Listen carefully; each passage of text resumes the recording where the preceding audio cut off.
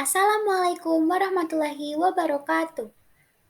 Hai semuanya, perkenalkan, nama saya Amalia Priyanti atau biasa dipanggil Lia, nomor induk mahasiswa 11076201188, kelas D, program studi pendidikan guru sekolah dasar, angkatan 2020.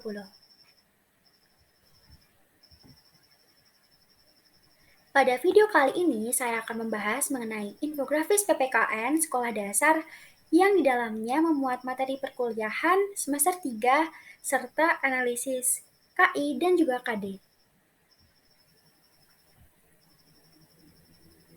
Yang pertama, kita akan membahas konsep dasar PKN. Tujuan pendidikan nasional tercantum di dalam Pasal Undang-Undang Republik Indonesia Nomor 22 Tahun 2003 yang berbunyi, berkembangnya potensi peserta didik agar menjadi manusia Indonesia yang beriman dan bertakwa, berakhlak mulia, sehat, berilmu, cakap, kreatif, mandiri, demokratis, dan juga bertanggung jawab. Selanjutnya, kerangka kompetensi abad 21. Yang pertama ada life and career skills, yaitu diantaranya ada fleksibel dan adaptif, berinisiatif, dan juga mandiri. Yang kedua ada information media and technology skills. Di dalamnya ada melek informasi, melek media, melek TIK. Yang ketiga, learning and innovation skills. Di dalamnya ada kreatif dan inovatif, berpikir kritis dan menyelesaikan masalah, komunikasi dan kolaborasi. Yang keempat, standards and assessments. Di dalamnya ada menekankan pada pemanfaatan umpan balik berdasarkan kinerja peserta didik dan membolehkan pengembangan portofolio siswa. Selanjutnya ada learning environments, yaitu menciptakan latihan pembelajaran, dukungan SDM, dan infrastruktur, dan mendukung perluasan keterlibatan komunitas dalam pembelajaran, baik langsung maupun online. Selanjutnya, ada 21 Century Skills. Nah, 21 Century Skills ini dibagi menjadi 8. Yang pertama, leadership. Yang kedua, digital literasi. Selanjutnya ada communication, emotional intelligence, entrepreneurship, global citizenship, problem solving, dan team working. Selanjutnya kita akan membahas mengenai kurikulum di Indonesia. Nah, kurikulum yang pertama yaitu kurikulum 1947. Kurikulum pertama sejak Indonesia merdeka.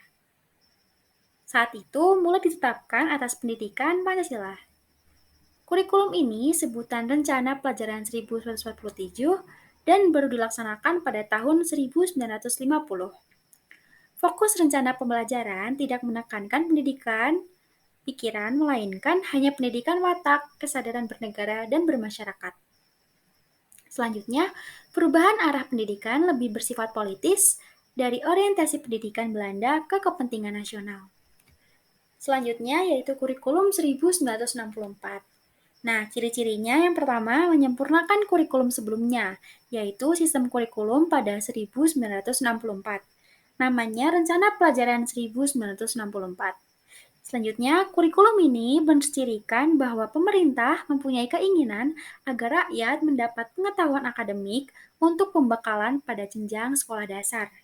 Selanjutnya, pembelajaran dipusatkan pada program Pancawardana atau pengembangan moral, kecerdasan, emosional atau artistik, kepribadian atau keterampilan, dan juga jasmani atau sekolah penggerak. Nah, selanjutnya kurikulum 1968. Di antaranya ciri-cirinya ada yang pertama, kurikulum pertama sejak Soekarno digantikan oleh Soeharto. Yang kedua, cirinya muatan pelajaran bersifat teoritis, tidak mengaitkan dengan pemasalahan faktual di lapangan. Selanjutnya, isi pendidikan diarahkan pada kegiatan mempertinggi kecerdasan dan keterampilan, serta mengembangkan fisik sehat dan juga kuat. Selanjutnya, Kurikulum ini bertujuan membentuk manusia Pancasila sejati, kuat, dan sehat jasmani, mempertinggi kecerdasan dan keterampilan jasmani, moral, budi pekerti, dan keyakinan beragama. Kurikulum selanjutnya yaitu Kurikulum 1984. Kurikulum ini mengusung pendekatan proses keahlian. Kurikulum ini juga disebut Kurikulum 1975 disempurnakan. Posisi siswa ditempatkan sebagai subjek belajar atau merdeka belajar. Dari mengamati sesuatu, mengelompokkan, mendiskusikan, hingga melaporkan. Kurikulum ini berdasarkan filosofi active learning.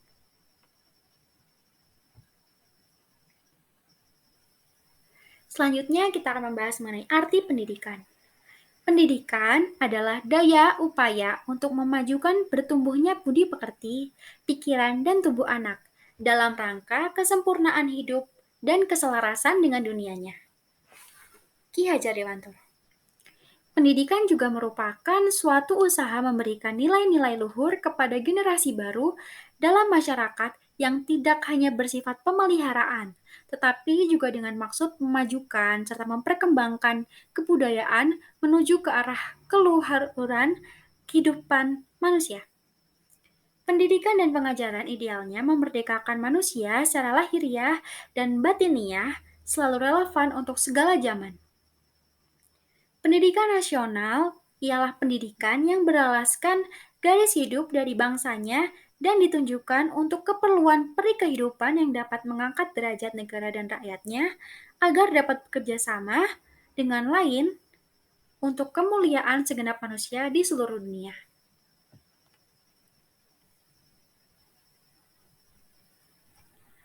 Amanat dan prinsip dasar guru dari Ki Hajar Dewantoro. Yang pertama, Ingarso Sung Tulodo.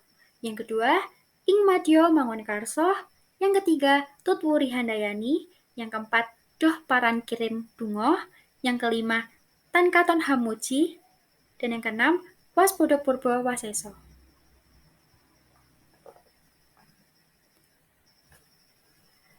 Yang pertama, melayani berbagai kecerdasan siswa, yaitu spiritual, logika, matematik, visual spatial, musikal ritmik, bodily kinesthetic, naturalis, interpersonal verbal, linguistik.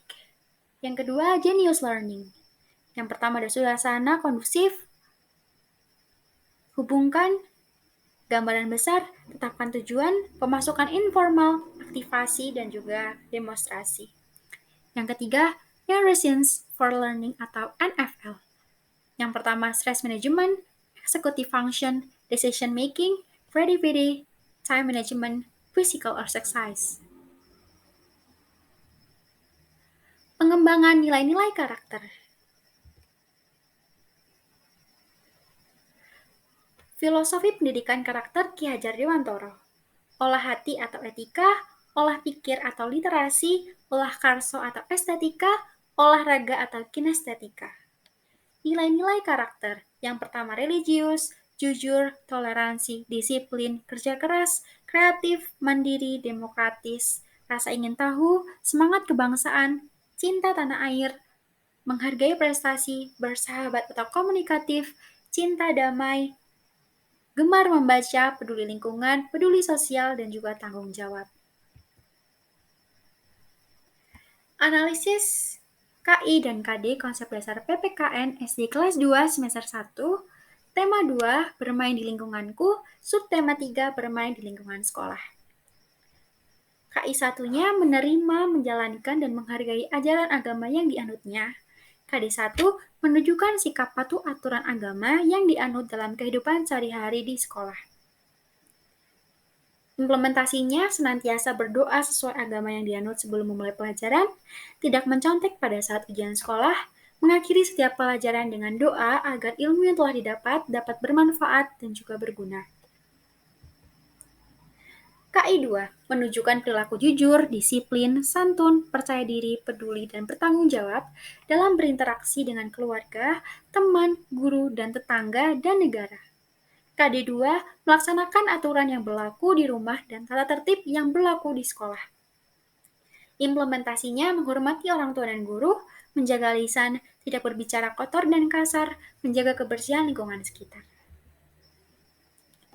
KI3 memahami pengetahuan faktual, konseptual, prosedural, dan metakognitif pada tingkat dasar dengan cara mengamati, menanya, dan mencoba berdasarkan rasa ingin tahu tentang dirinya, makhluk ciptaan Tuhan, dan kegiatannya, dan benda-benda yang dijumpainya di rumah, di sekolah, dan tempat bermain.